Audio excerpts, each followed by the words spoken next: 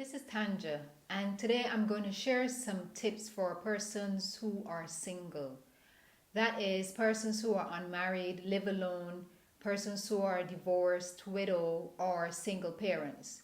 Pretty much, if you are an individual who is responsible for your financial needs without the assistance from anyone else, then this video is for you.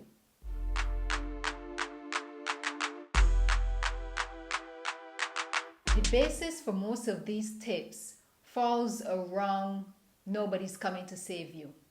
And if you're an individual who's responsible for your own finances and you are desirous of achieving wealth or to make yourself financially stable, whether it's for your current living needs or whether it's for your future, then the premise that you need to go on is that no one is coming to save you.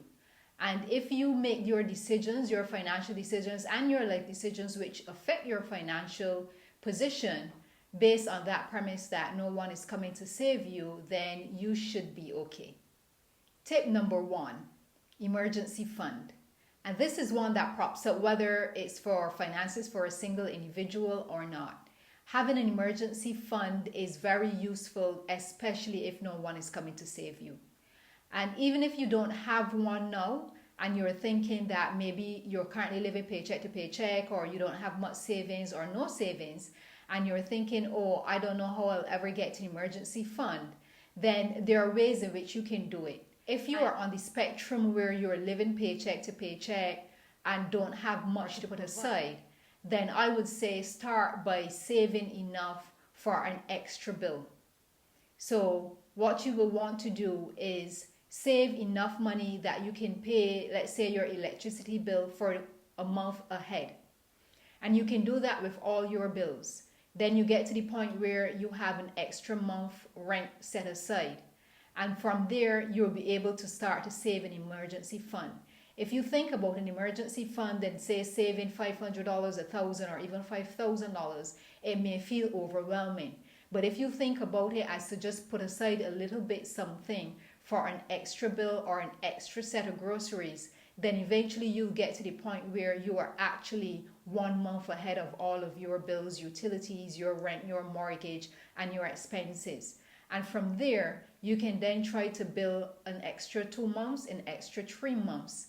And that will actually separate you from making hard decisions. Like, for example, if you needed to fix a car tire and you don't have anything put aside, then you'll have to resort to using your credit card or some other means that you don't necessarily want to or that may be expensive. So if you start with some level of emergency fund and start from wherever you are, whether it's from 1 month that you can provide for or whether it's one bill that you can provide for, you'll eventually get there. Tip number 2, and this is one that I shared in my last video, Money Lessons for Your 30s, but it's still relevant regardless. Make sure that you have good insurance. You need to always make certain that you have good insurance. But as an individual who's responsible for yourself, you want to make certain that you have that good insurance.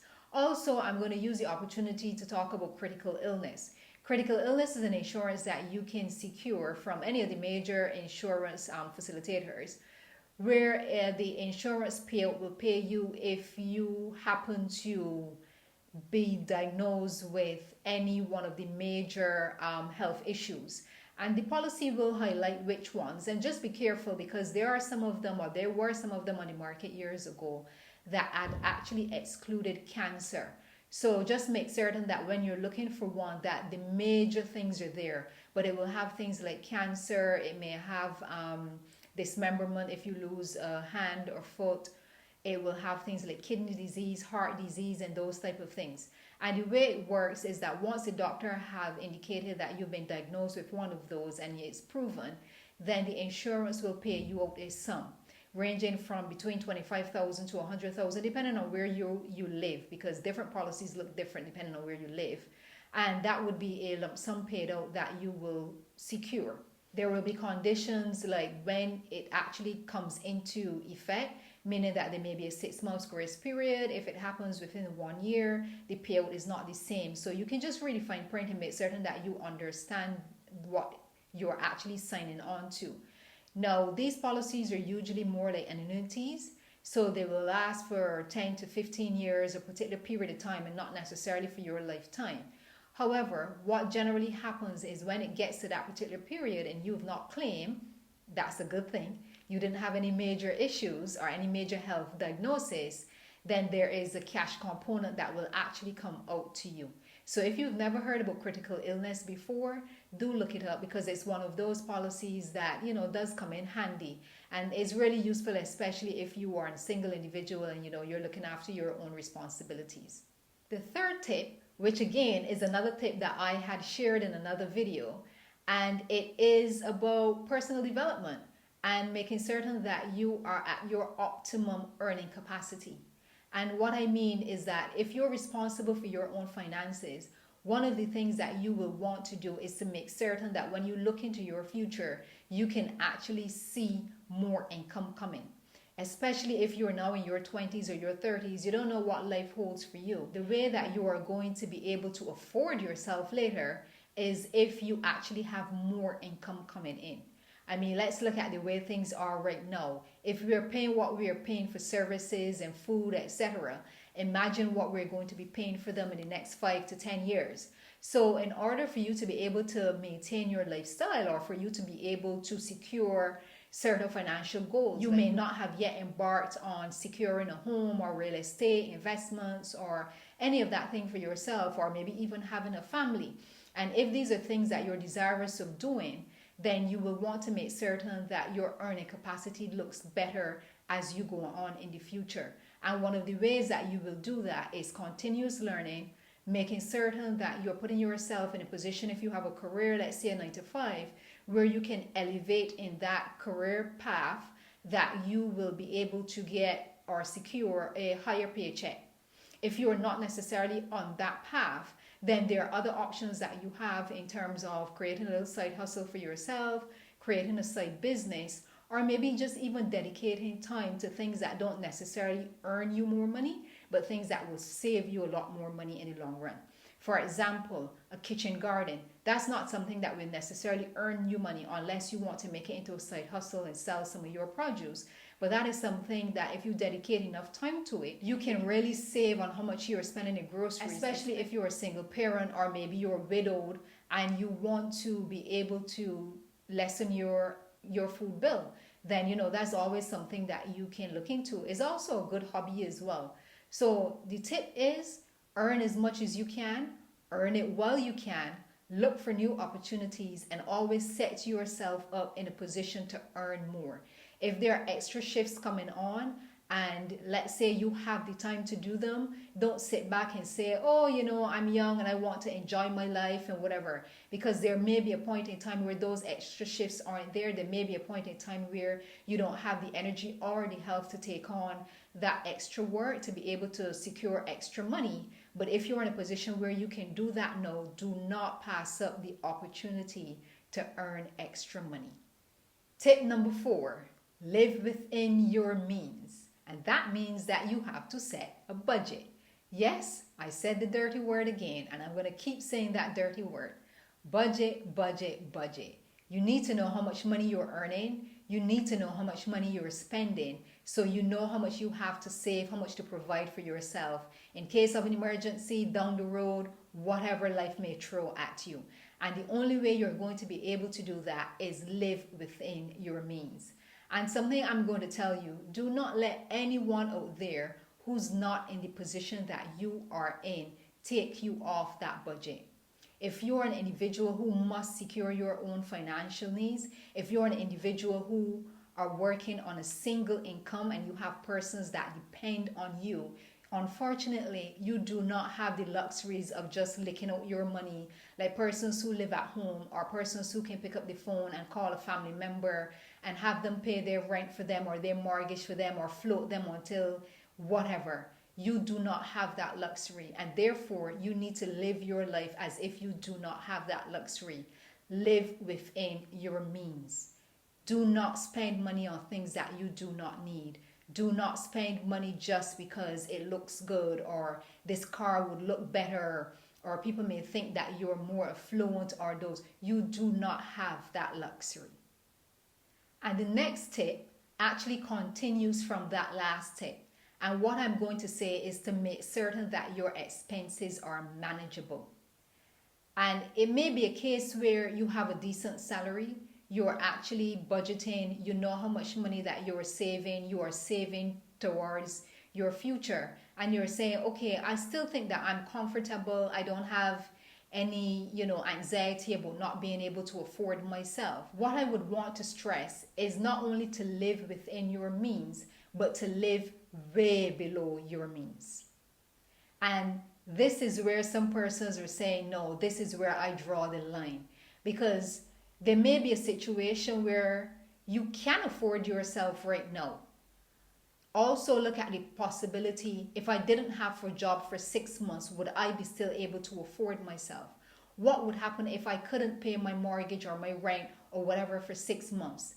Am I going to live on the streets? And when you really start to think about that, and you start to think about the fact that you're saving yourself, then you're not only living within your means, but you need to live below your means. Because what living below your means actually does is allow you to go on an accelerated saving plan. And this is something that I've spoken about in my book, and this is also something that I've spoken about in other sessions that I've done about saving big money and saving money at an accelerated rate. And living way below your means could mean that you want to put yourself on that basic budget. And you can do that for a couple of months just to be able to get to the point where you know you have more saved under you. The more that you have saved under you, the more cushion that you have to be able to manage life's challenges. And one of the hard parts about life, and people say, oh, life is so hard. The decisions are hard. But I will always say this, if you have a little extra money saved, then the decisions and the challenges of life are not as difficult compared with when you don't have anything saved. As a single person who is out there responsible for their financial needs, you need to be able to cushion between you and life challenges. And that cushion is going to come down to your savings, what you have saved. Live below your means, accelerate your saving plan, and put that cushion underneath you to be able to secure yourself. Tip number 6, estate planning. This is another dreaded one that persons really do not want to think about, especially if you're a young person. You don't want to think about it. You don't even know where to begin with this one. But again, if you are a single individual responsible for yourself and you are adulting in the financial way that you should be, you really have to muster up the courage and start to estate plan. And it will start with a will. That's the easiest method in which you can actually start to do your estate planning. I know it's a very tedious process, it can be tedious, it shouldn't be tedious, but it's also one of those ones that really make you reflect. I know when I decided to do it, and I will admit that I was late to the party, it was one of those ones that I myself kept putting off. But when I decided to do it and I reached out to a firm to be able to start the process, the paperwork felt overwhelming. And it wasn't because it was so much documents that you have to fill or whatever, but it is that you're making some really hard decisions, and decisions that really look at your mortality. And for that, I think there's an emotional thing that comes with it as well. So I know it's not something that anyone really wants to do, but it's one of those things that you really have to do. And there are many reasons why you want to do it. And number one reason is that you want to make certain that your needs are met in this current life or the afterlife. And when I say estate planning and wills, I'm not only talking about your last will and testament, I'm also talking about a living will. And we don't live in the times that we used to live in before. You want to make certain that the individuals that you care about are going to be looked after. You don't want situations where they end up with expensive and lengthy court drama because you didn't leave a will. If you are a single parent, not only in terms of leaving finances for your children or making certain that the finances that you do leave actually go towards your children, but you're going to have to make decisions as to what is going to happen with your children if something should happen. And this also goes for persons who may have adult children who are disabled. It is these things that we really have to start to look at from an early age now, and not necessarily when we get old. There was a point in time where these were things that only persons who were of a certain age really needed to occupy themselves with, but unfortunately that's not where we are at now. So I want to encourage you to actually make this step, and if it is one step that you make, actually make that step in terms of making certain that you do a will, or that you reach out to an attorney to actually walk you through that process and take you through the process of securing a will. And the last tip, and I've left this one to last, but I know that this one is the hardest. You need to set boundaries as it relates to your money. You need to set boundaries as it relates to your money. Yes, I repeated it. If you're an individual who may be widowed, you may be even retired, you may not be any of those, you're just a single individual who are unmarried, you don't have any children. Unfortunately, there are persons out there who think that your money is their money. There are persons who think that you don't have anything to do with your money because you don't have the type of expenses that they may have. And they get very anxious, they get very authoritative in terms of how they think that they should be able to dictate your money. Or it may be cases where they are actually in need, but they're not doing anything to bring themselves out of that need. They don't want to make the hard decisions of life. They don't want to actually step up for themselves. And they think, okay, I can always get some money from XYZ. They have extra money. They work. They have this. They have a nice car. They have a nice job. They don't have children.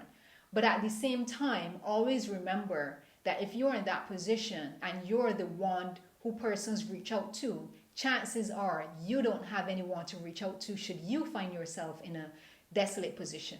You wouldn't have anyone to reach out to should you find yourself in a position of need. And the thing, as I kept saying about finances as a single individual, whatever your criteria of single is, it means that you have to look after yourself.